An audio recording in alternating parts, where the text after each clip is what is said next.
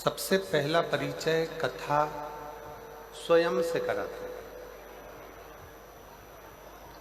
जब आप कथा श्रवण करने के लिए बैठते हो, जब आप कथा सुनने के लिए बैठते हो, तब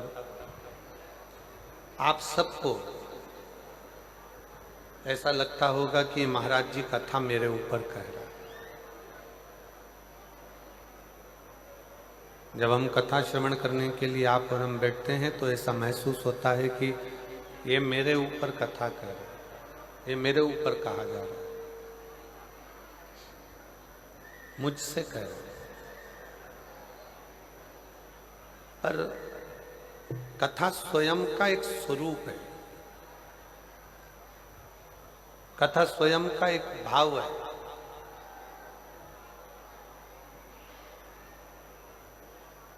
दूसरे नंबर पर है कथा दो चीजें जो देती है, उसमें सबसे पहला परिचय कथा खुद का कराती है और दूसरे नंबर पर परिचय कथा देवाधिदेव महादेव का कराती है कि भगवान को क्या प्रिय है,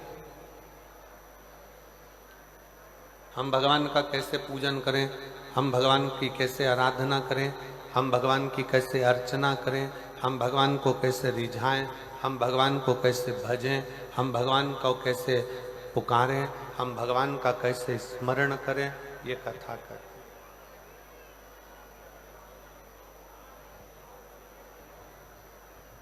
भगवान की पूजन कैसे करना है, भगवान का भजन कैसे करना है, भगवान का स्मरण कैसे करना है, भगवान का नाम जाप कैसे करना है, भगवान का भजन कैसे करना है। प्रवचन देने वाला प्रवचन देगा, दूसरा उसको सुनेगा, अपने विवेक में रहेगा, बुद्धि में रहेगा, अपने ऊपर उतारेगा। पर कथा पहले सबसे पहला काम करती है, जो कथा बांचने वाला है उस पर अमल करा,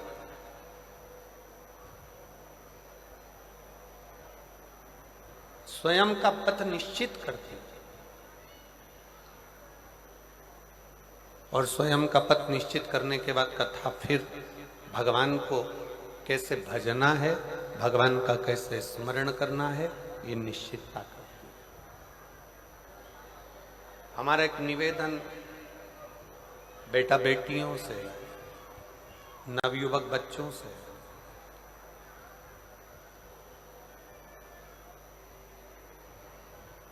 माता पिता का हाथ पकड़कर जब तक आप चले, आपके निर्णय आपके माँ बाप ले।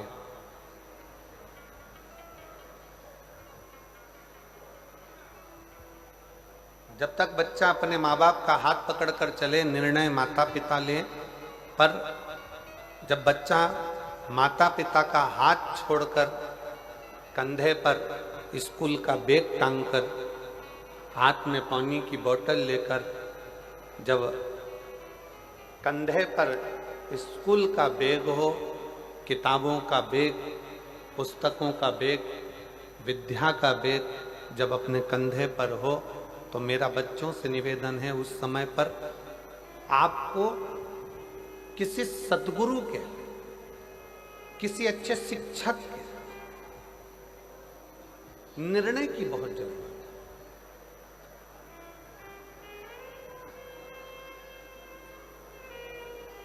हमने पहले कथा में एक बार कहा था कि 4 तरह के गुरु होते हैं। पहले नंबर पर गुरु है माँ, दूसरे नंबर पर गुरु है पिता, तीसरे नंबर पर गुरु है शिक्षक और चौथे नंबर पर गुरु है सद्गुरु।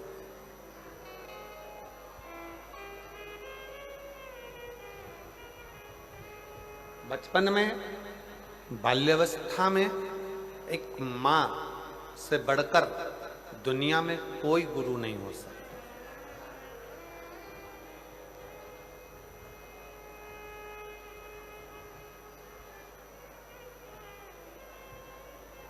बच्चा डॉक्टर बनेगा कि बच्चा कलेक्टर बनेगा,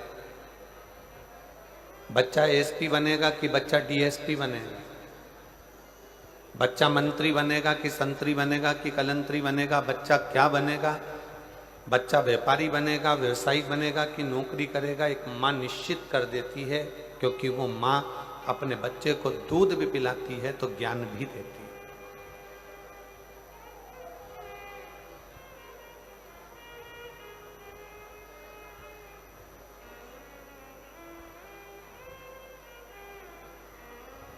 एक मां से बड़ा दुनिया में कोई गुरु नहीं है।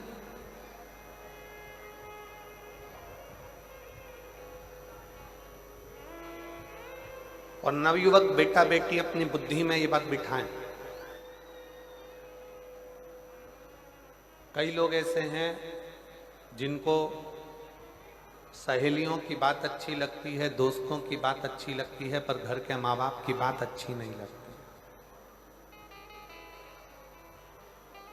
कई लोग ऐसे बैठे हैं जिनको गांव के लोगों की, शहर के लोगों की, मित्र दोस्तों की, व्यापारियों की, व्यवसायियों की बात अच्छी लगती है, अपना साथ में काम करने वालों की बात अच्छी लगती है, पर घर के बुजुर्गों की बात अच्छी नहीं लगती। कई बहुएं हैं, कई बेटे हैं, कई बेटियां हैं, कई दामाद हैं, कई बेटियां जिनको लोगों की बात अच्छी लगती है, पर घर के बुजुर्गों की, घर के माता पिता की बात अच्छी नहीं लगती।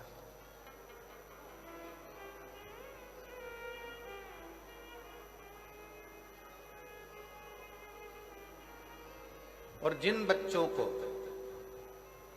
दुनिया के जिन लोगों को दूसरे की बात अच्छी लगे और घर के बुजुर्गों की बात बुरी लगे, समझ लेना उसने अपने पांव पर कुल्हाड़ी मार ली और एक दिन वो बर्बाद होकर रहेगा। वो बर्बाद होकर रहेगा।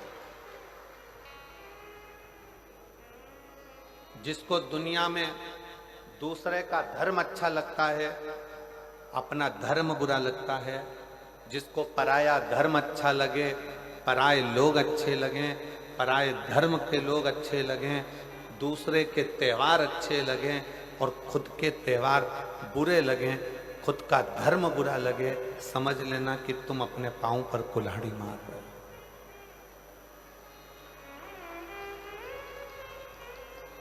तुम अपने पांव पर कुल्हाड़ी मार रहे हो। भारत एक ऐसा देश है, 365 दिन में से कितने दिन? 365 दिन में 400 उत्सव मनाए जाते हैं भारत में। अब जरा विचार करिएगा, दिन है 365 और हमारे यहाँ त्योहार कितने मनाए जा रहे हैं? 400। जम के बोलो जरा, 400। 365 दिन में भारतीय संस्कृति में, भारतीय सभ्यता में, भारतीय सनातन धर्म में 365 दिन हैं और 365 दिन में 400 हमारे यहाँ त्योहार हैं। अब जरा विचार करिएगा, कभी कभी एक दिन में 2-2 त्योहार पड़ जाते हैं। अमावस्या पड़ी तो शनिचरी अमावस्या पड़ जाएगी, ये अमावस्या पड़ जाएगी, वो अमावस्या पड़ जाएगी, दीप पूर्णिमा पड़ी तो ये पड़ जाएगी। 365 दिन है और सनातन धर्म में 400 त्योहार हैं।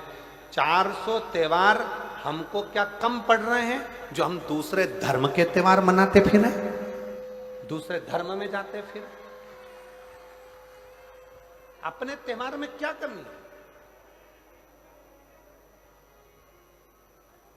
क्यों?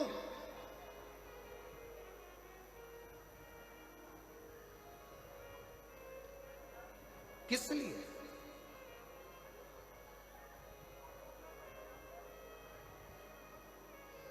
जिस घर में घर के माता पिता की बात बुरी लगने लगे और बाहर वालों की बात अच्छी लगने लगे, तो समझ लेना ये घर बर्बादी का सिरा बन गया। मां सास से आपकी बनती नहीं है, सास से आपका कहीं संबंध नहीं है, मान लो लड़ाई भी है, झगड़ा भी है। हमारे बीच में शबरी नारायण वाले महाराज जी पधारे हैं। मैं शबरी नारायण वाले महाराज जी पधारे हैं, एक बार जोरदार ताली बजाकर उनका भी स्वागत। शबरी नारायण वाले महाराज जी प्रत्येक कथा में आप कथा श्रवण करने के लिए जब भी छत्तीसगढ़, उत्तर प्रदेश में भी कहीं कथा होती है तो लगभग आपका आगमन होता है और कथा रस तत्व आप ग्रहण करते हैं।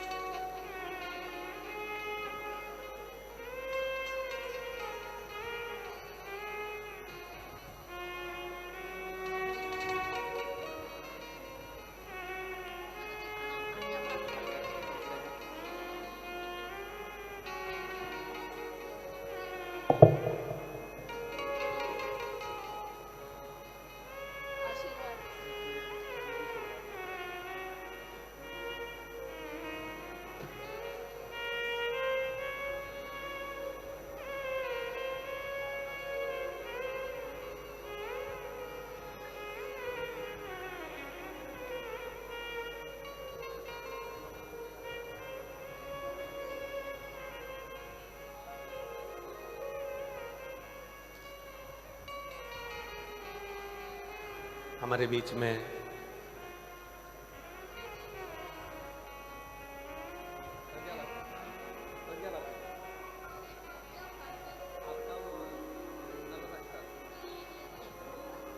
सुना के जाना है, मैं सुनूंगा।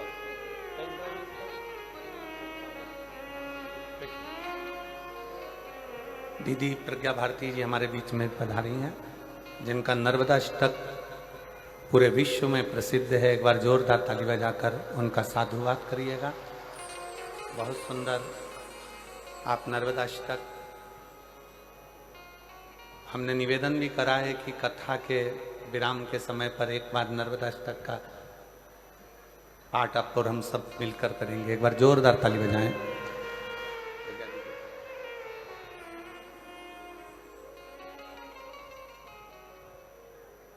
शिव कथा कर रही है, भगवान शंकर का संवाद कर रहा है, शिव महापुराण की कथा कर रहा है, शिव तत्व कर रहा है। माता पिता के शब्द,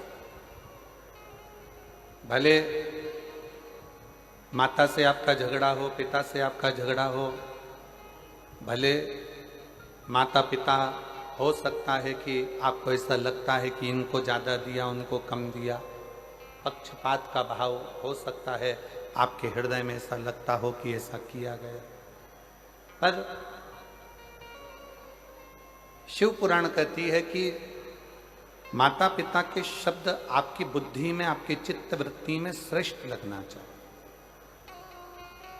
श्रेष्ठ।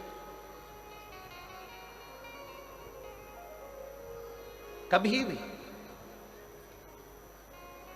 एक बात अपने जीवन में उतार कर रखिए कि घर के बुजुर्ग के पास में अगर कोई वस्तु है या घर के बुजुर्गों के पास में कोई सामग्री है, वो किसी दूसरे को नहीं देंगे, देंगे तो आपको देंगे,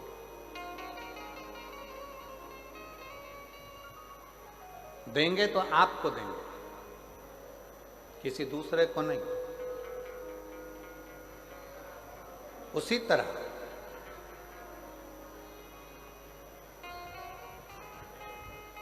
शिव महापुराण की कथा कहती है कि घर का जो बुजुर्ग है, घर का जो बड़ा है, घर का जो बयो है, अगर वो आशीर्वाद देगा, यदि कुछ आपको प्रदान करेगा, वो किसी अन्य को जो दे रहा है उससे 4 गुना ज्यादा प्रबल वो बल आशीर्वाद आपको दे रहा है, आपको प्रदान करो। इसलिए प्रयास करें। हम मना नहीं करेंगे कि आप बाहर वालों की बात को मत मानो, आप दुनिया की बात को मत मानो, आपकी सहेली की बात को मत मानो, आपके दोस्त की बात को मत मानो, खूब मानो, पर साथ में जो घर में बुजुर्ग हैं, घर में माता पिता हैं, घर में जो बयों हैं, घर में जो बड़े हैं, घर में जो विराजमान हैं, उनकी बात को भी आपको मानना चाहिए। एक दिन वो आपको श्रेष्ठता के मार्ग पर लेकर जाए। शिव महापुराण की कथा कहती है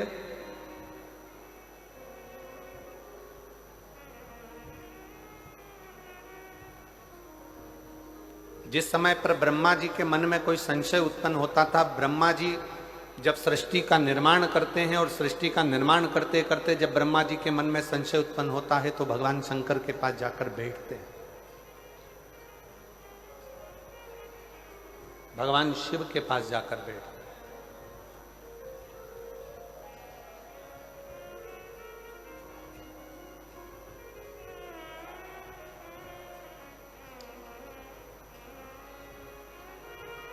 ब्रह्मा जी के हृदय में संशय हुआ, देवादिदेव महादेव के पास जाकर बैठे।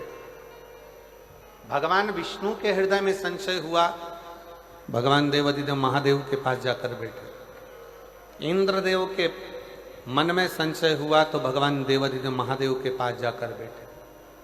वरुण, गरुण, 33 कोटि देवताओं के हृदय में जब कोई संशय होता है तो भगवान शंकर के पास जाकर बैठते हैं, जिससे हमारा संशय, हमारे भीतर की कुछ मन में उलझने हो तो वो समाप्त हो जाए।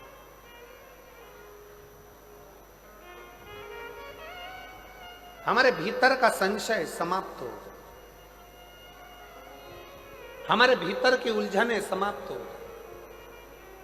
अब कितना सुंदर कहा कि भगवान ब्रह्मा जी के मन में संशय होता है तो वो भगवान शिव जी के पास जाकर बैठते हैं। भगवान नारायण के पास संशय होता है तो शंकर जी के पास जाकर बैठते हैं। इंद्र के मन में संशय होता है तो शिव के पास जाकर बैठते हैं। नारद जी के मन में संशय होता है तो शंकर जी के पास जाकर बैठते हैं। शिव महापुराण की कथा कहती है केवल देवता ही नहीं, भगवान राम भी अगर इस पृथ्वी पर जन्मे और उनके मन में संशय आया तो वो शंकर जी के पास जाकर बैठे हैं।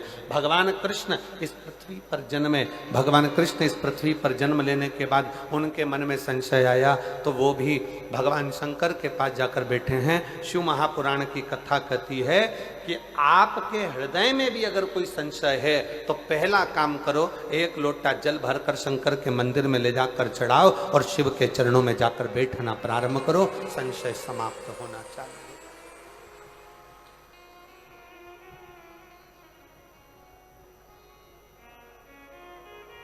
संशय समाप्त।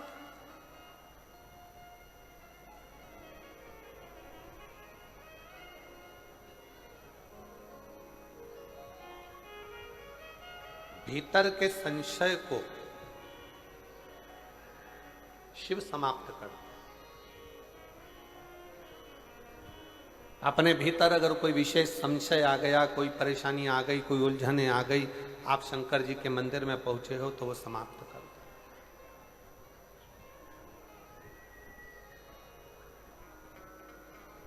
कहा शिव कहां मिलेगा,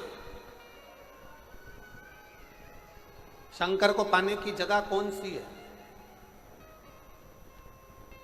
सबसे जल्दी अगर कहीं भगवान मिल सकता है तो कहां मिलेगा?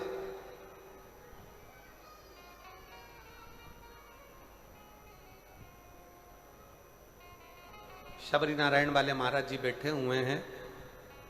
मां शबरी का बड़ा सुंदर चरित्र इन्होंने एक बार शबरी नारायण में जब हम कथा करे थे लगभग 7-8 साल पहले, बल्कि और ज्यादा समय हो गया होगा, 9-1 साल के लगभग में शबरी नारायण में कथा हुई थी 9-1 साल पहले। तब आपने एक प्रसंग सुनाया था महाराज जी कि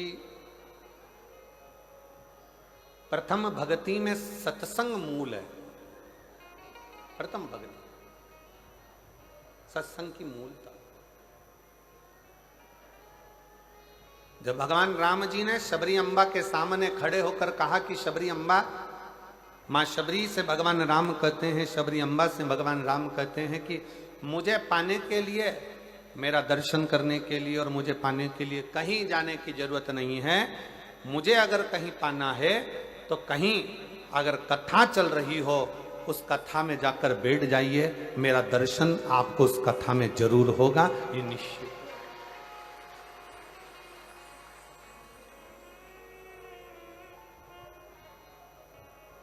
अब किस रूप में होगा, कहां होगा, कैसे होगा, ये वो निश्चित करता है। उसकी निश्चितता वो करता है। 7 दिन की कथा में आज कथा का 6ठा दिन है जिसको शिवरात्रि कहा जाता है। आज शिव भक्त रात भर यहाँ रुककर कीर्तन करते हैं। सुबह 8 बजे से 11 बजे तक शिव भक्त कथा सुनते हैं।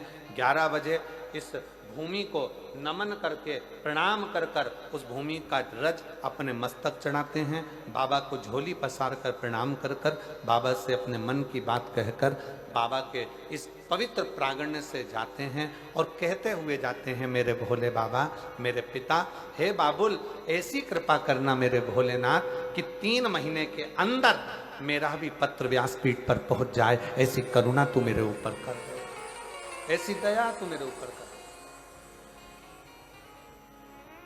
विनय करते, निवेदन करते, और केवल 2 दिन, आज का दिन और कल का दिन। कल कथा 11 बजे विराम हो जाएगी, फिर आपका और हमारा मिलन 1 अप्रैल को होगा। 5 अप्रैल तक शाहदा में 1 बजे से 4 बजे तक महाराष्ट्र। फिर अपन 1 बजे से 4 बजे तक शिव महापुराण की कथा महाराष्ट्र से श्रवण करेंगे। नूतन संवत्सर की करेंगे, नूतन वर्ष की करेंगे, नए वर्ष की, नए संवत्सर की, और एक नई ऊर्जा के साथ कि हम नूतन वर्ष की पहली कथा सुन रहे हैं। बाबा हमारे मन के मनोरथ पूर्ण करे।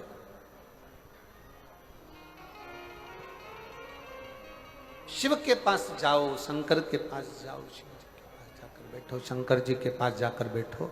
अपनी उलझनों को समाप्त करिए, अपनी उलझनों को मिटा दीजिए, अपनी उलझनों को समाप्त कर दीजिए।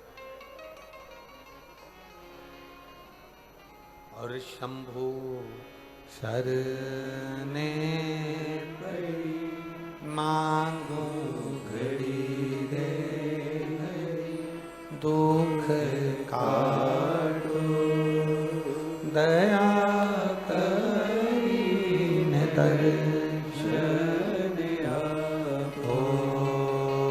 शंभु शरणे पड़ी मांगो घड़ी रे, दुख काटो दया करीन दर्शन आपो। भगवान शंकर के पास जाकर बैठना मतलब अपने संशय को मिटा देना, अपनी उलझनों को समाप्त कर देना। कहां दर्शन होगा भगवान का? भगवान का दर्शन आप कहां कर सकते हैं? तो किसी ने कहा मंदिर में जाकर भगवान का दर्शन हो सकता है।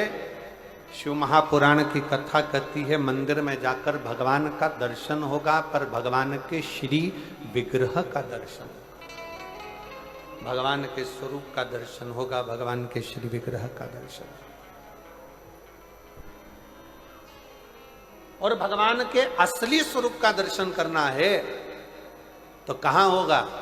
तो कहा जहां पर भगवान शंकर की शिव महापुराण की कथा हो रही हो, वहां जितने शिव भक्तों का आप दर्शन करें वो शंकर का ही दर्शन होगा, शिव का ही दर्शन, शिव का दर्शन। शिव महापुराण की विद्येश्वर संहिता में शिव महापुराण के महत्तम में लिखा, वेद व्यास जी ने लिखा, श्री शिवाय नमस्तुभ्यम बोलने वाला शंकर भगवान की शिव महापुराण की कथा सुनकर जाने वाला जिस ओर से निकल कर जाता है, उसके शरीर से छूकर जो हवा जाती है, और अगर उस रोड पर, उस गांव में, उस रास्ते में कोई अधोगति में मर गया, एक्सीडेंट में मर गया, कोई अचानक बीमारियों से मर गया, बहुत आस और विश्वास था उसको, जीने की तमन्ना थी, अचानक मर गया, अगर कोई शिव पुराण सुनकर जा रहा होता है, उसके शरीर से लगकर कोई हवा भी चलकर जाती है तो वो जीवात्मा का कल्याण करते करते जाती है, उसको मुक्त करते करते जाती है, उसको मोक्ष करते करते जाती है, उसकी मुक्ति करते करते जाती है। ये सियोर वाला महाराज नहीं कर रहा, ये शिव महापुराण की कथा में महत्तम में लिखा कि शिव पुराण की कथा सुनकर जाने वाला व्यक्ति जिस जगह से निकल कर जाता है वहां से हवा चलकर उसके शरीर से छूती हुई जहां तक जाती है, वो ना जाने कितने कितने जीवों का कल्याण कर देती है। ये शिव महापुराण की कथा कर।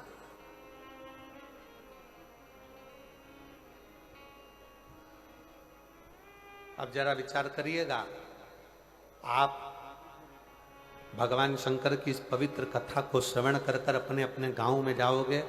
कोई अंबिकापुर से आया, कोई जसपुर से आया, कोई कुनकुरी से आया, कोई मयाली से आया, कोई आसपास के गांवों से आया, कोई राजपुर से, कोई रायपुर से, जहाँ जहाँ लोग जहाँ जहाँ से आ सकते थे, कोई झारखंड से, कोई बिहार से, जहाँ जहाँ से आप लोग आए हो, कितना कितना भाव आपके शरीर से लगी हुई ये शिव महापुराण की तरंगे, आपके शरीर से छूही ये भगवान शंकर के शिव महापुराण की माटी अपने शरीर से लगकर जब अपने गांव तक जाएगी, कितना एक भाई का पत्र देखिए।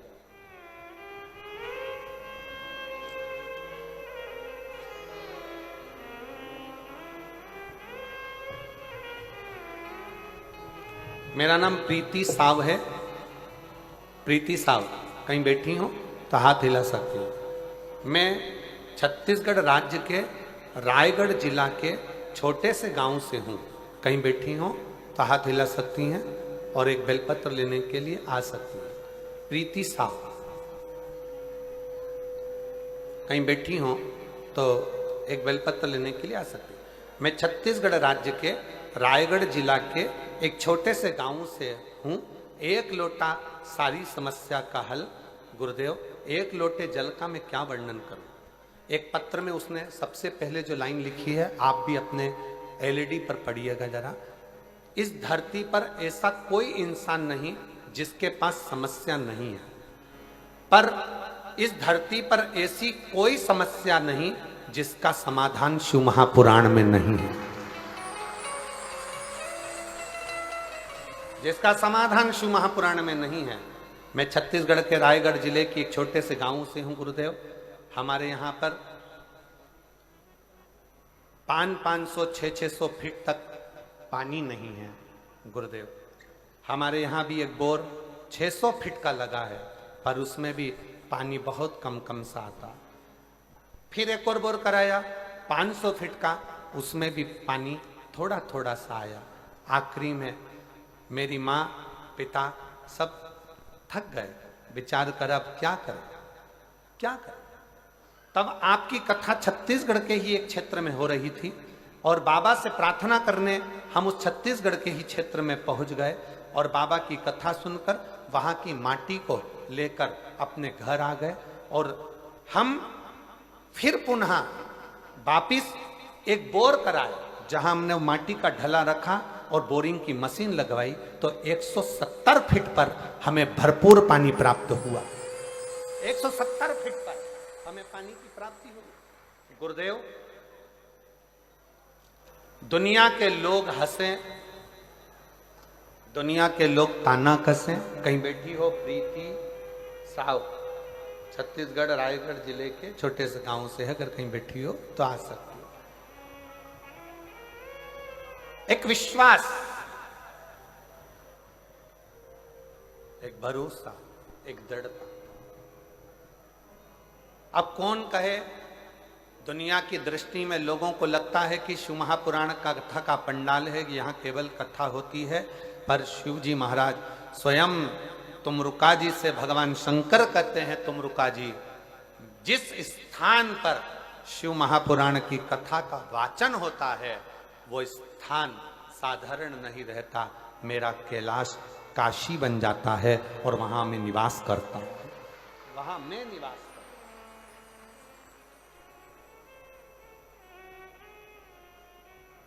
आप जो भोजन व्यवस्था संभाल रहे हैं, जो भोजन व्यवस्था में लगे हुए हैं, उनसे जाकर पूछना। लाखों शिव भक्त रोज के भोजन कर रहे हैं प्रतिदिन। कभी 50,000 भोजन कर रहे हैं, कभी 60,000 भोजन कर रहे हैं, कभी 1 लाख लोग भोजन कर रहे हैं। प्रतिदिन इतने लोगों का भोजन बन रहा है। समिति उसको सुचारू रूप से चला रही है। जो भोजनशाला संभाल रहे हैं उनके पास जाकर पूछना, क्यों भैया भोजन भंडारे में कोई चीज की कमी है क्या, भोजन भंडारे में कोई चीज की कमी चल रही है क्या? तो वो हाथ जोड़कर कहेंगे शंकर जी का भंडारा है, ऐसा चल रहा है कि रात दिन लोग खा रहे हैं और मालूम नहीं पड़ रहा।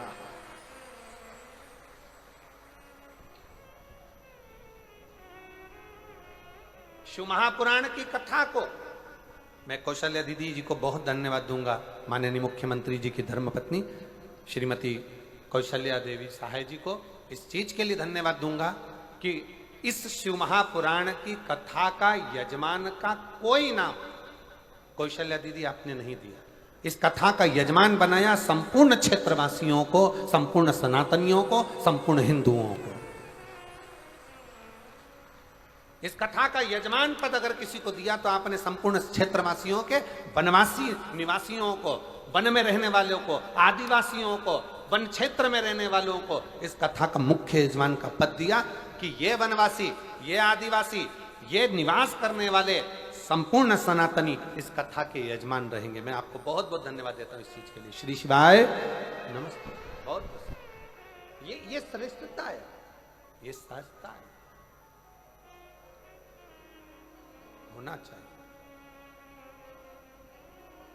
प्रभु आपकी कृपा से सब काम हो रहा है, करते हो भोले बाबा मेरा नाम हो रहा है, करते हो भोले बाबा मेरा नाम हो रहा है, भोले आपकी कृपा से सब काम हो रहा है।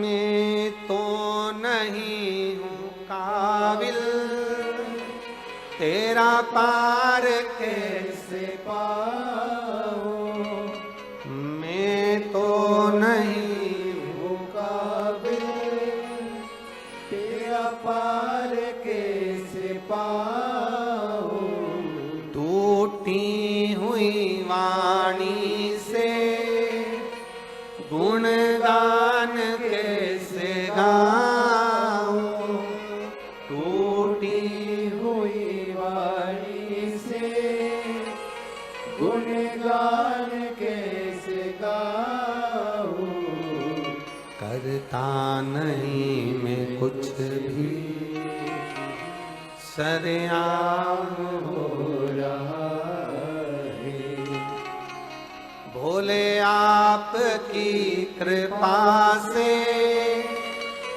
सब काम हो रहा है, भोले आपकी कृपा से सब काम हो रहा है, करते हो डमरू वाले मेरा नाम हो रहा है, करते हो डमरू वाले मेरा नाम हो रहा है। ये उसकी कृपा से, ये उसकी दया से।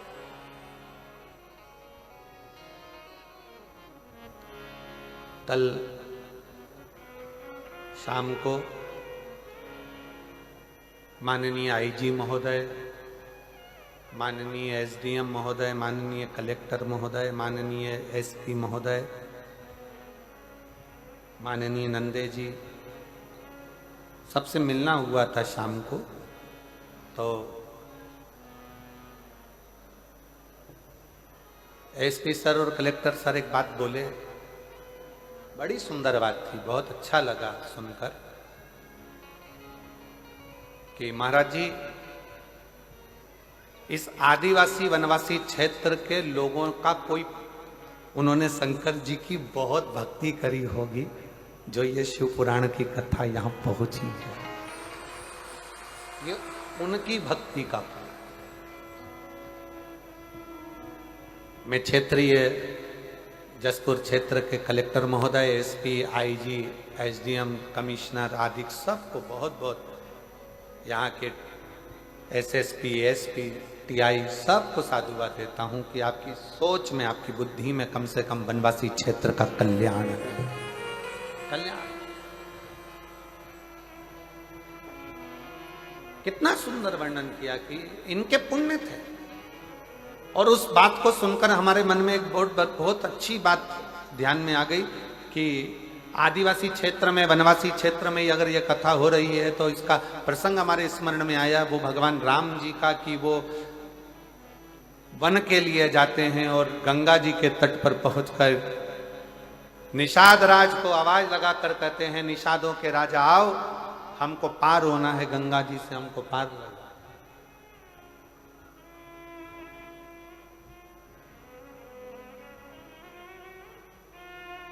हमको पार होना है, गंगा के तट से हमें पार उतारिए। तो वो कहते ना, कभी कभी भगवान को भी भक्तों से काम पड़े, जाना था गंगा पार प्रभु, केवट की नाव चढ़े।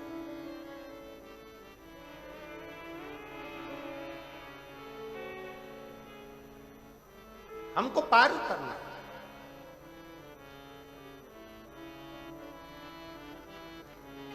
नाव लाई जाए, बहुत सारे केवट अपनी अपनी नाव को लेकर आए।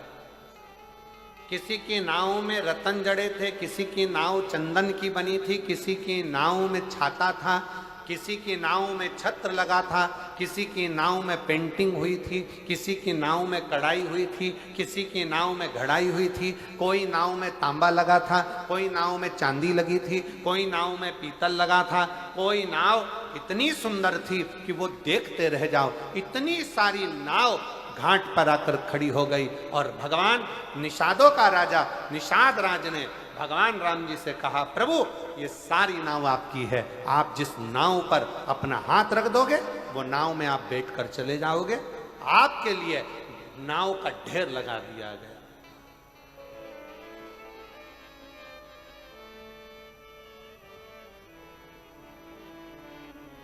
ये सारी नाव आपकी है, आप चाहे जिस नाव में बैठ जाइए, आप चाहे जिस नाव में बैठिए, आपकी मर्जी। ये नाव का ढेर लगाया। निषाद राज ने एक ध्वनि कर कर अपने निषादों को सूचना कर दी कि नाव लाओ, राम जी आए, पार उतरेंगे, नाव लाओ। सब ने अपनी अपनी नाव को झड़ा कर, साफ कर कर, पोंछ कर, बढ़िया सुंदर तैयार कर कर, इतना सुंदर श्रृंगार कर कर सब ने नाव खड़ी कर दी। सब ने, एक से बढ़कर एक नाव गंगा जी के घाट पर खड़ी थी, एक से बढ़कर एक नाव गंगा के तट पर खड़ी थी। और सारी नाव लगने के बाद, सारी नाव जब लग गई, 25-50 नाव का ढेर लग गया निषादों की, तब आखिरी में एक नाव आखिरी में खड़ी थी जिसमें एक केवट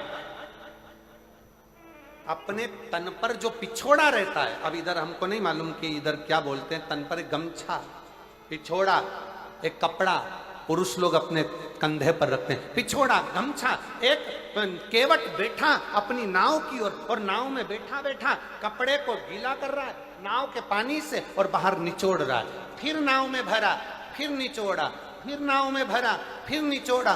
क्यों? क्योंकि ये केवट की नाव नीचे से फूटी थी और फूटी हुई नाव में अंदर से पानी आ रहा था, तो केवट उस नाव का पानी बाहर निचोड़ रहा था, नाव को खाली कर रहा था। राम जी इतनी सुंदर सुंदर नाव को देखे और देखने के बाद राम जी आगे बढ़ते बढ़ते बढ़ते बढ़ते बढ़ते बढ़ते उस केवट के पास पहुंच गए जिसकी नाव में छेद था, नाव पुरानी थी। और केवट के पास जाकर कहा, केवट तुम्हारी नाव लगाओ, मैं इससे पार उतरूंगा, तुम्हारी। आज हमको लगता है आदिवासी क्षेत्र में, वनवासी क्षेत्र में, इस वीराने जंगल में, इस मयाली में, इस कुनकुरी में, जसपुर में अगर आज ये कथा हो रही है तो हमको तो लगता है कि वो केवट का चरित्र याद आ गया कि अच्छी अच्छी नाव छोड़कर भगवान राम उस टूटी हुई केवट की नाव के पास गए। टूटी हुई जिस नाव में छेद है उस नाव के पास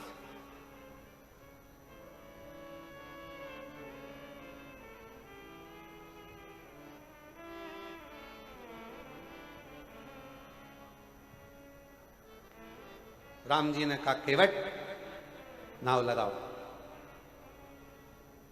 केवट राम जी को देखता रहा, सुध नहीं पड़ी। जिस समय पर पहली बार अनाउंस हुआ होगा व्यासपीठ से कि मयाली जसपुर में कुनकुरी के अंतर्गत मधेश्वर महादेव में शिव महापुराण की कथा है, तो आधे तो जसपुर वालों के टेंशन हो गया होगा। इतनी पास, इतनी नजदीक, सोचा ही नहीं था, कभी नहीं सोचा था कि महाराज यहां जाएगा, कथा हो जाएगी। आधे से ज्यादा मेरी जीजियों ने तो मुझे लगा होगा कि उस दिन गुलाब जामुन बना के खाई होगी, पक्का। इतनी नजदीक, इतनी नजदीक।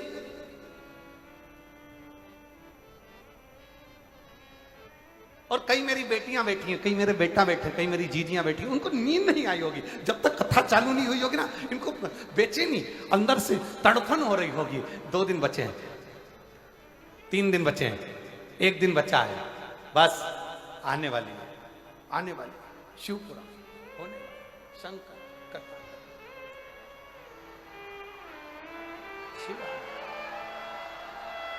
शंकर आने वाला है, मेरा शंकर आएगा, मेरा शंकर आएगा, मेरा शंभु आएगा, मेरा शंभु आएगा।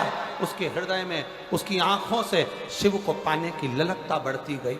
मेरा भोला आएगा, मेरा शंभु आएगा, मेरा शंकर आएगा, मेरा शंकर आएगा, मेरा शंकर आएगा। और उसके हृदय में बेचैनी बढ़ने लगी। मेरा शंभु आएगा, मेरा शंकर आएगा, मेरा शंकर आएगा, मेरा शंकर आएगा। जो बेचैनी बढ़ी, शिव को पाने की ललकता बढ़ती चली गई, बढ़ती चली गई। मेरा शंकर आएगा, मेरा शंभु आएगा, मेरा शंकर आएगा, मेरा शंभु आएगा। ललकता बढ़ती चली गई, शिव को पाने की ललकता बढ़ती चली गई। शिव शिव शंकर ओघड़दानी दर्शन देने के लिए पहुंचेगा, उसको पाने की ललकता बढ़ती चली गई।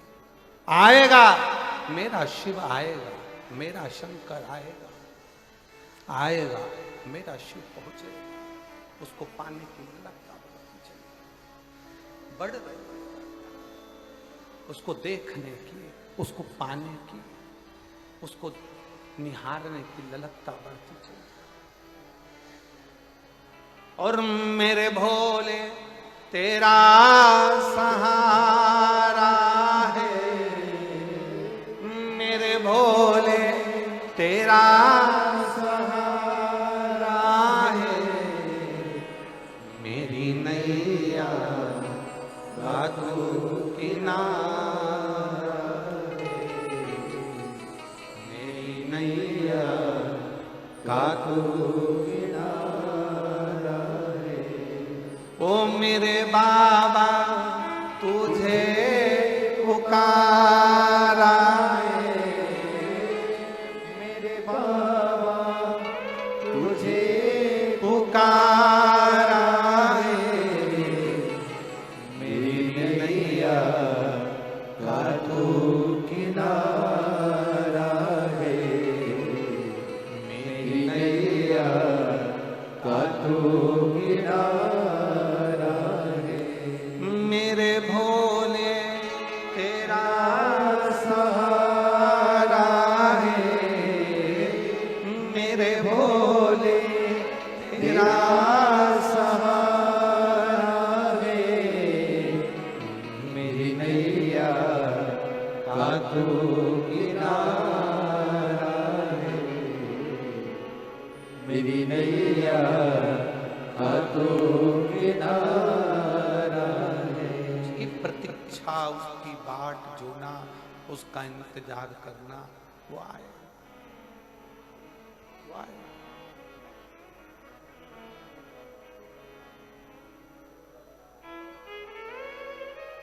हे मेरे जसपुर की जीजियों, मेरे जसपुर के जीजाओं, मेरी बेटियों बेटाओं, शंकर शिव कब आता है, कब जाता है, लोगों को मालूम ही नहीं पड़ पाता है।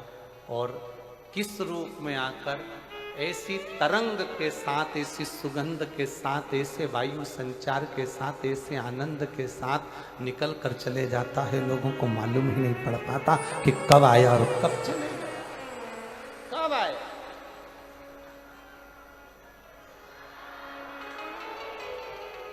उसको पहचान के नेत्र चाहिए, उसको पहचान करने के नेत्र की जरूरत है। नेत्र केवल केवल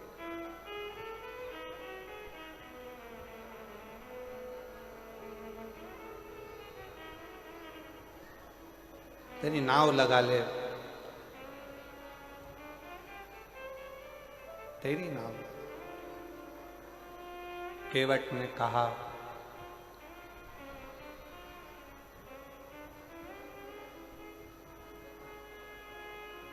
मेरी नाव बड़ी है पुरानी, डूबने की है इसकी कहानी। मेरी नाव बड़ी है पुरानी, डूबने की है इसकी कहानी। कहीं डूब ना जाए मझधार, प्रभु जी से पार लगा देना।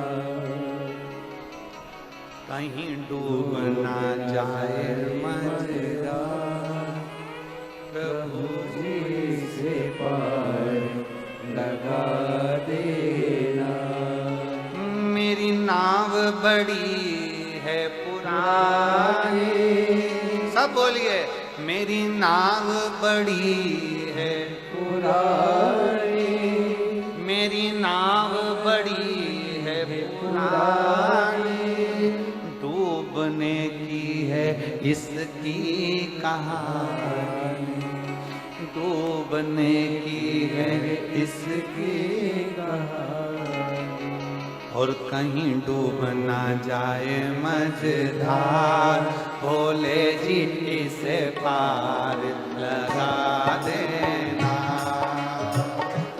कहीं डूब ना जाए मझधार, भोले जी से पार लगा देना। भोलेनाथ मेरो संदेश सुना देना।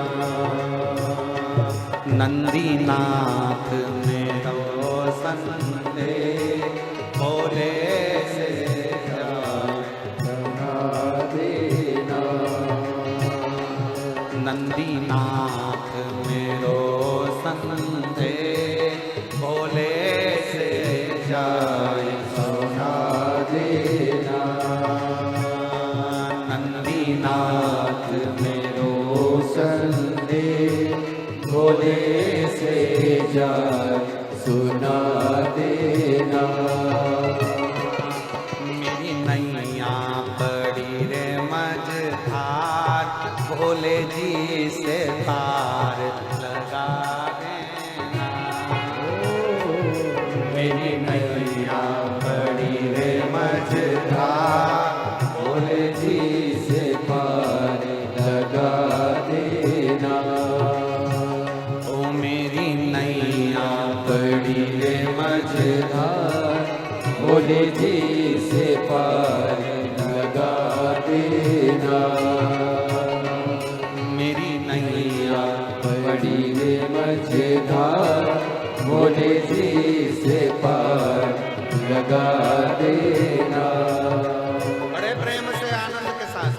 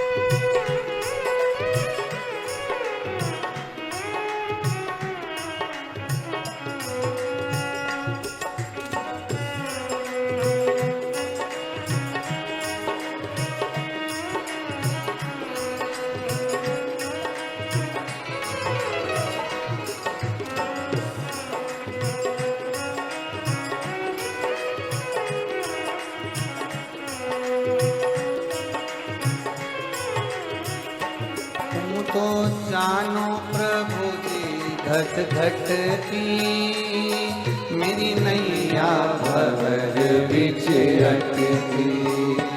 तुम तो जानो प्रभु जी घट घट की, मेरी नैया भंवर बिच अटकी।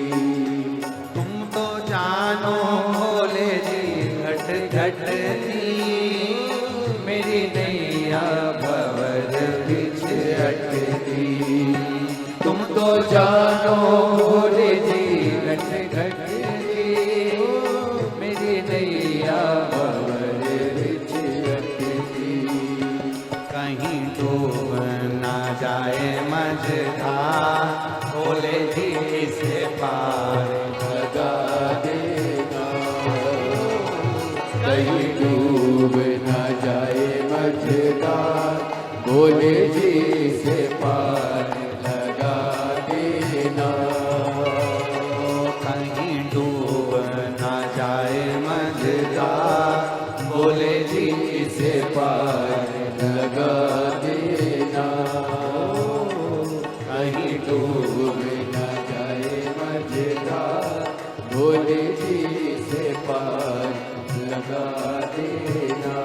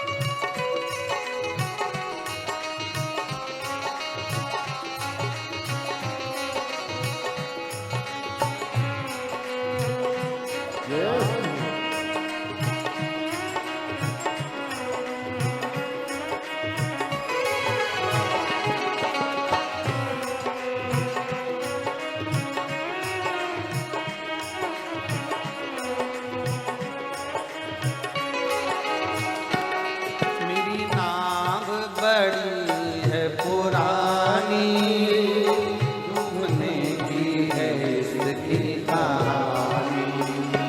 मेरी नाव बड़ी है पुरानी, डूबने की है इसकी कहानी।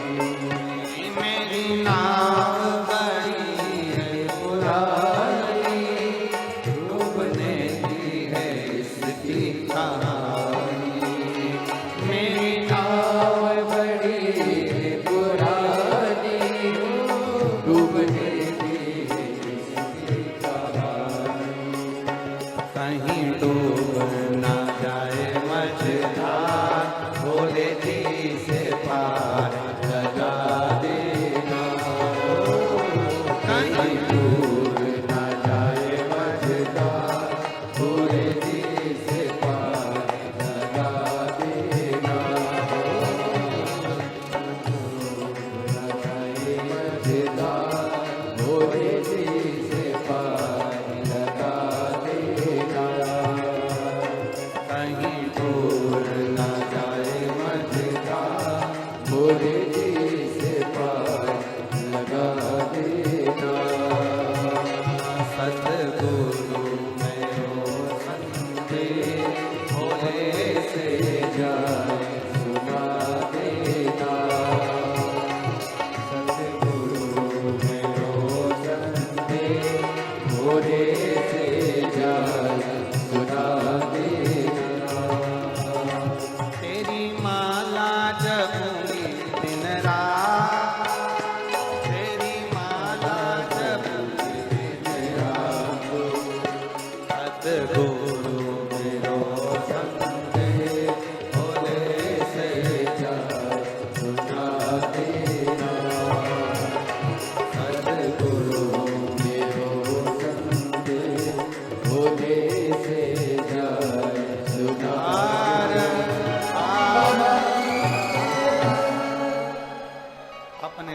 पर बैठकर भगवान देवादिदेव महादेव से अपने मन का भाव अवश्य जहां जगह मिले वहां बैठकर बोले, हृदय से बाबा को प्रार्थना करें। मेरी नाव बड़ी है पुरानी, डूबने की है इसकी कहानी। मेरी नाव बड़ी है पुरानी, डूबने की है इसकी कहानी।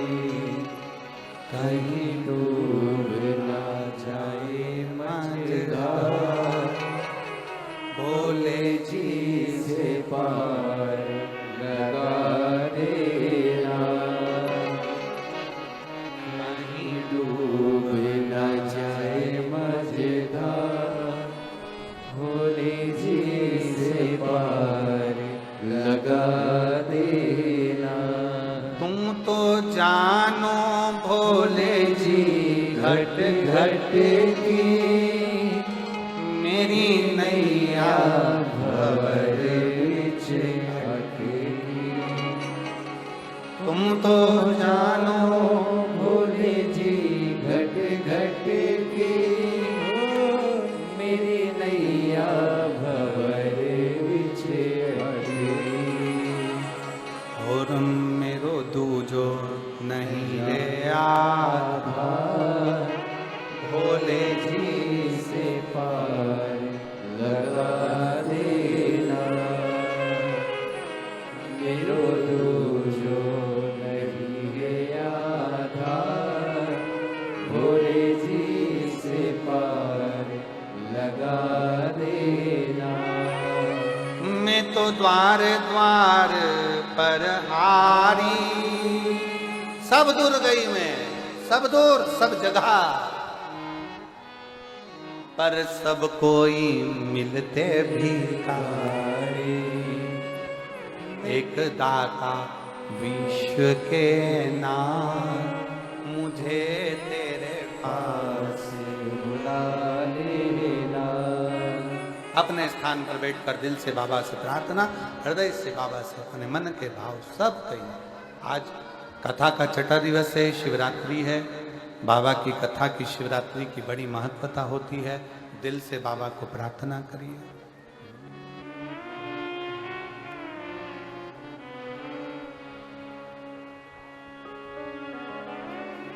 श्री शिवाय नमस्तु, श्री शिवाय नमस्तु, श्री शिवाय नमस्तु, श्री शिवाय नमस्तु, श्री शिवाय नमस्तु। भोला सब दुख काटो, ओ भोला सब दुख काटो। शिव शंकर जपो तेरी माला, भोले बाबा जपो तेरी माला। भोला सब दुख काटो मारा, ओ भोला सब दुख काटो मारा। वेश है मंगल मंगलकारी, वेश है मंगल मंगलकारी। शमशान वासी हमारा, शमशान वासी हमारा। ओ भोला सब दुख काटो मारा, ओ भोला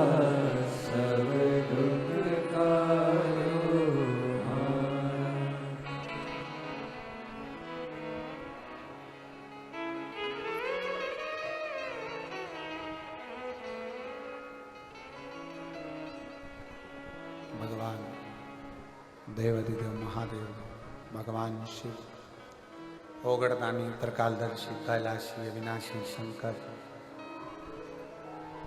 मेरे शंभू की कथा कर रहे हैं।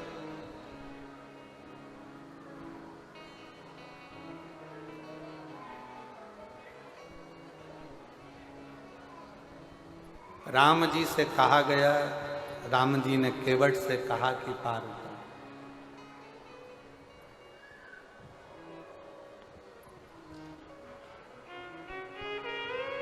नाव पार उतर।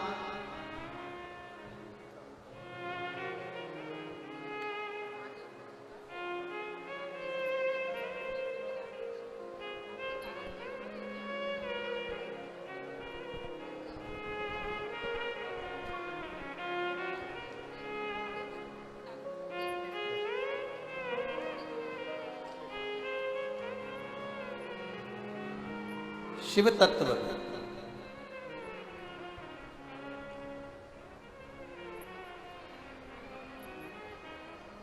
भगवान शंकर की कृपा। राम जी केवट से नाव मांगते हैं। केवट स्तुप्त हो, एकदम स्थिर राम जी को देख रहा है, राम जी केवट जी को देख रहे हैं, दोनों एक दूसरे को देख रहे हैं और देखने में लगे हैं, क्योंकि केवट को आश्चर्य इस बात का है कि यहाँ रतन, माणिक, सोना, चांदी, पीतल, तांबा, चंदन की जड़ी हुई नाव खड़ी की खड़ी रह गई और मेरी टूटी फूटी नाव में राम जी बैठने के लिए आ गए। इससे बढ़कर कृपा और क्या हो सकती। ए जशपुर वालों, कुनपुरी वालों, मयाली वालों, खूब नगाड़े बजाओ कि ये शिव महापुराण की कथा अपने क्षेत्र में कैसे आई है। शिव की ही कृपा, शिव की कृपा, शंकर की करुणा, ये उसकी उदार, शंकर की करुणा, शिव की उदार। आज केवट के भाग्य जाग गए। केवट हाथ जोड़कर बोला, प्रभु।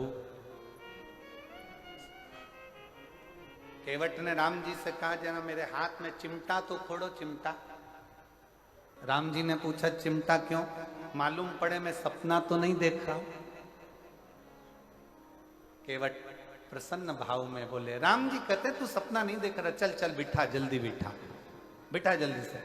केवट बोला, नहीं नहीं नहीं नहीं, अभी इतनी जल्दी नहीं बिठाने वाला। तो क्यों? ऐसा कौन सा काम पड़ गया तेरे को कि तू अभी पार नहीं करेगा इतनी सारी नाव? केवट ने पहले राम जी से कहा कि सारे नाव वालों से कह दो कि तुम जाओ, अब मैं इस नाव में बैठ के जाऊंगा। राम जी ने लक्ष्मण जी से कह दिया, बोल दो निषाद राज को, जितनी नाव लगी हैं 50 की 50 नाव वाले सब चले जाओ, अब हमको नाव मिल गई है, हम इसमें बैठ कर जाएंगे। ठीक है। और सारी नाव भेज दी। अब सब नाव चली गई। नाव तो सब चली गई, पर अकेले केवट की नाव ले गई। और ऐसा ही होता है, जब सारी गांव की दुकानें बंद हो जाती है किराने की, और एक किराने की दुकान खुली रहती है, तो जो 50 रुपए किलो का चावल है वो 55 में बिक जाता है। सारी सब्जी की दुकान बंद और एक सब्जी की दुकान खुली है, तो तुम जाकर पूछोगे क्यों, आलू क्या भाव? तो उसकी मर्जी, 50 रुपए किलो, 60 रुपए किलो। भिंडी क्या भाव? 40 रुपए किलो। अरे कल तो 20 रुपए थी, 15 रुपए थी, भिंडी इतनी कीमत वाली हो गई। तो क्या भिंडी भी तो है, इतने की आएगी एक दुकान। अब सारी नाव चली गई, अकेली एक नाव केवट की बची। अब भगवान राम जी से केवट कहने लगा, प्रभु एक बात कहना चाहता हूं, बिठाने को तो अब भी नाव में बिठा लूंगा, पार भी उतार दूंगा, पर दिक्कत इतनी सी है, मैंने सुना है, मेरे को सूचना मिली है कि तुम्हारे चरण की रज से पत्थर स्त्री बन गई थी, तो मुझे ऐसा लगता है कि मेरी नाव भी स्त्री बन जाएगी। इसलिए निवेदन है प्रभु, मेरे हाथ से एक बार तुम्हारे चरण धो दूं, फिर तुम्हें नाव में बिठाऊंगा, इससे ज्यादा कुछ नहीं चाहिए।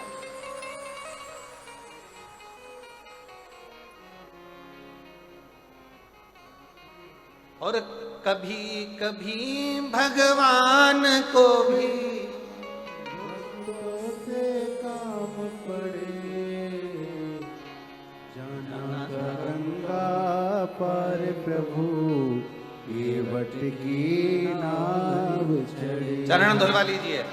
राम जी ने कहा ये सामने गंगा जी बह रही है, मैं जाता हूं गंगा में, पांव धोकर आऊंगा, तेरी नाव में चढ़ जाऊंगा।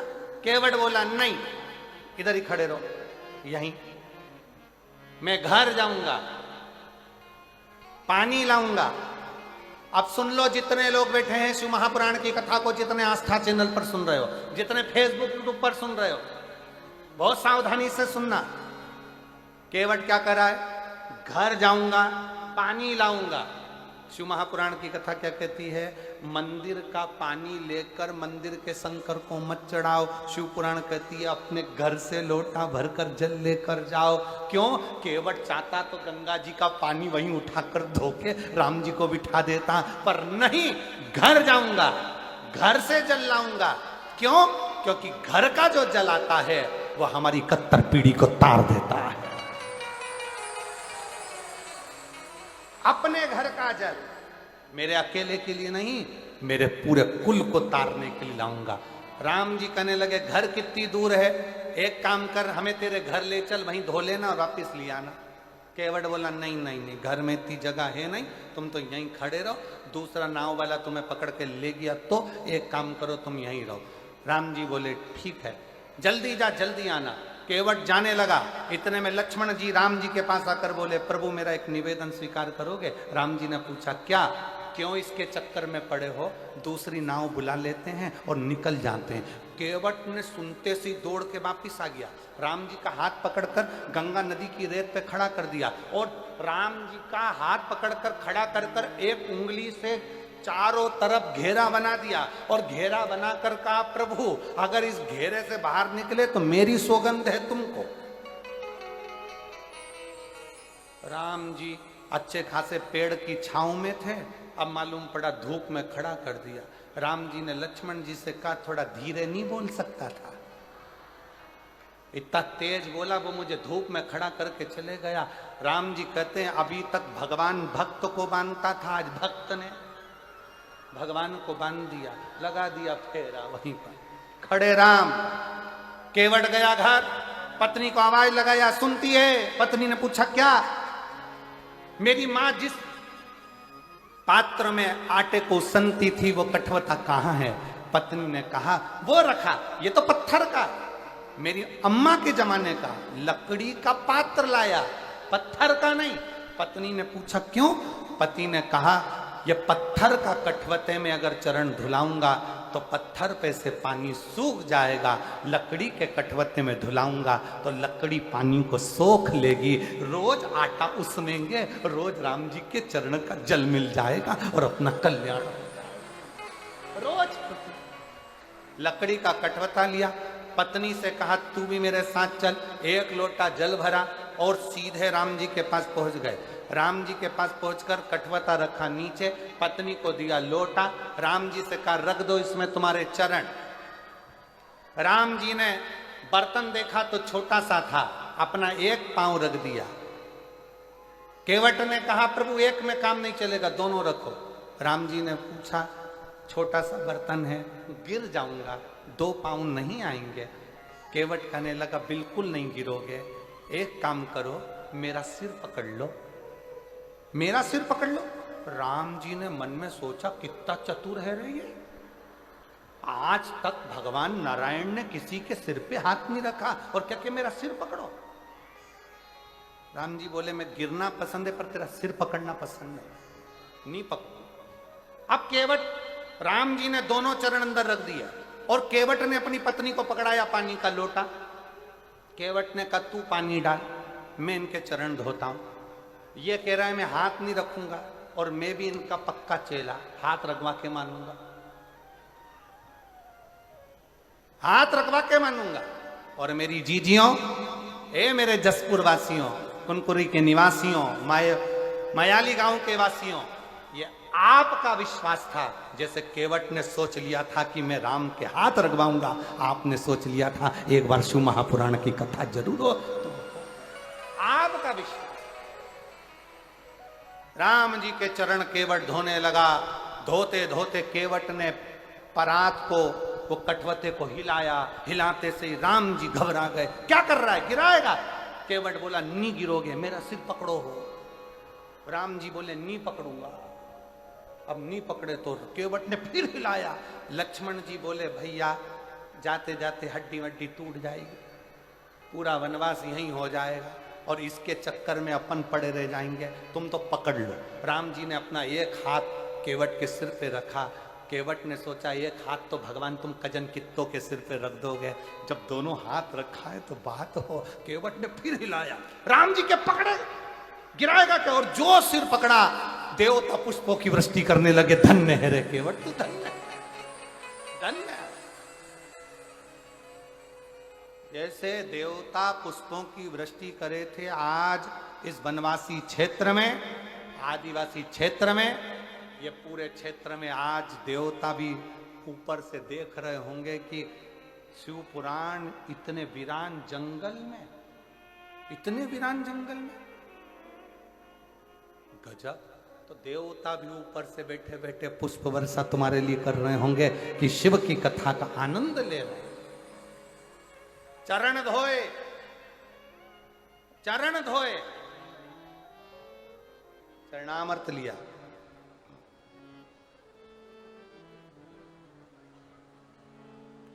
केवट मन ही मन हर्षाया, चरण धोए चरणामत किया। और चरण धोकर चरणामत लेकर राम जी को बिठाने के लिए कहने लगे प्रभु बैठिए। अब राम जी बैठ गए, लक्ष्मण जी बैठ गए, सीता मैया बैठ गई। बैठने के बाद कंधे पर जो कपड़ा रखा था वो कपड़ा दे दिया लक्ष्मण जी को, तुम पकड़ो। लक्ष्मण जी ने पूछा इसका क्या करूं? केवट बोला नाव में छेद है, पानी भराएगा, खाली कौन करेगा? केवट राम जी, लक्ष्मण राम जी को देख रहे कि मैं पानी निचोड़ू नाव में से। राम जी लक्ष्मण जी से बोले या तो निचोड़ ले, नहीं तो अपन डूब जाएंगे। क्या मतलब? निचोड़। अब लक्ष्मण जी पूरी नाव का पानी निकालते रहे, निकालते रहे। केवट नाव चलाता रहा, चलाता रहा, यहां से जाए वहां, वहां से जाए यहां, यहां से जाए वहां, वहां से जाए यहां। राम जी को पार ही नहीं उतारे। अच्छा सबसे ज्यादा गुस्सा किसको आ रहा होगा, बोलो जम के? हैं लक्ष्मण जी को। क्यों? क्योंकि पानी निकाल निकाल के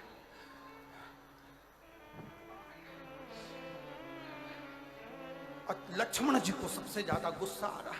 हम निचोड़ निचोड़ के परेशान और ये घुमा घुमा के परेशान, पार उतार दे दादा, पार उतार दे। इतने में लक्ष्मण को गुस्सा आ गया। लक्ष्मण जी बाण लेकर खड़े हो गए, बार बार चक्कर काट रहा है, एक बार में पार क्यों नहीं करता? मैं तुझे अब भी मार दूंगा। इतने में तो तुरंत जैसे ही कहा अभी मार दूंगा, केवट बोला मार दो। ये मत सोचना मैं तुम्हें पहचानता नहीं हूं, ये नारायण है, ये लक्ष्मी है, तुम शेषनाग हो। मैं पूर्व में कछुआ था, दर्शन करने वैकुंठ गया था। शेषनाग तुमने इतनी तेज फुनकारा, मरने के बाद केवट बन गया। अभी भी घाटे में नहीं जाऊंगा, तुमने बाण मारा तो मैं मर जाऊंगा, मर गया तो उसमें फायदा मेरा है, मरकर वैकुंठ जाऊंगा, पर मेरी पत्नी तुम्हारा पीछा नहीं छोड़ेगी। मैं मर गया तो अंतिम संस्कार भी राम जी तुमसे ही कराएगी और 12वें का भोजन भी तुमको ही खिलाएगी।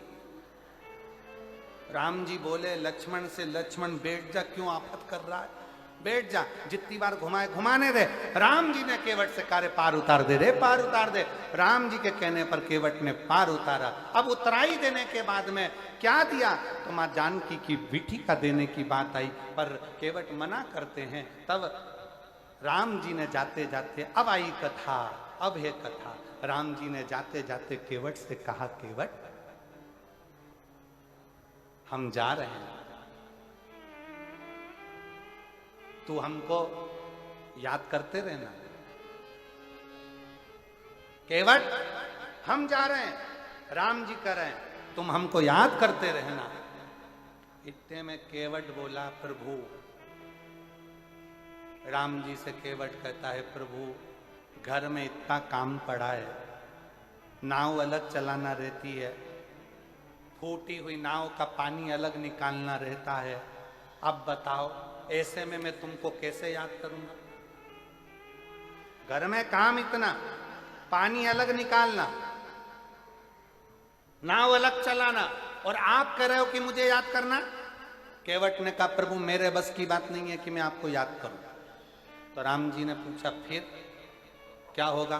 केवट ने कहा प्रभु मैं आपको याद करूं ये मेरी औकात नहीं, बस इतनी कृपा करना आप मुझे याद कर लेना, मेरी जिंदगी सार्थक हो जाए। आप मुझे याद करना।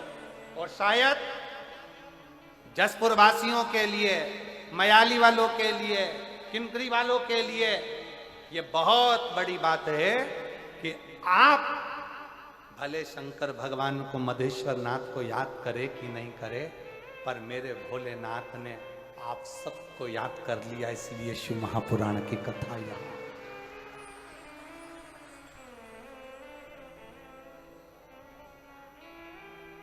इसलिए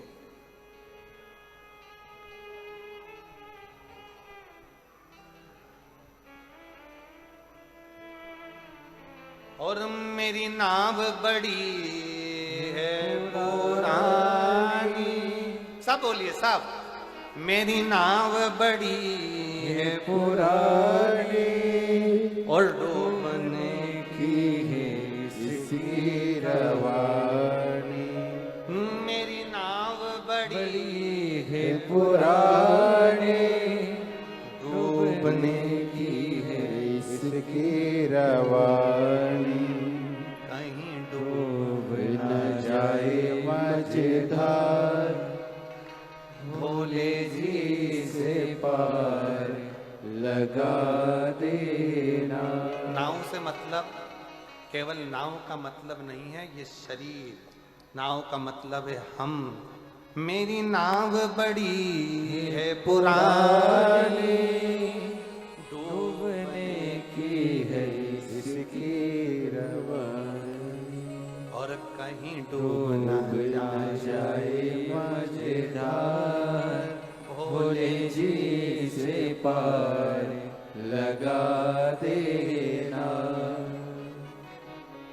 नंदीनाथ मेरो संदेश भोले से जाए सुना देना। हम जब शंकर के मंदिर में जाएं एक लोटा जल समर्पित करने के लिए, तो भगवान शंकर से कहना भोले बाबा, हे नंदीश, हे नंदी बाबा, हो सकता है हम याद करना भूल जाएं, पर मेरे डमरू वाले, हे नंदी बाबा तुम मुझे मत भूल जाना।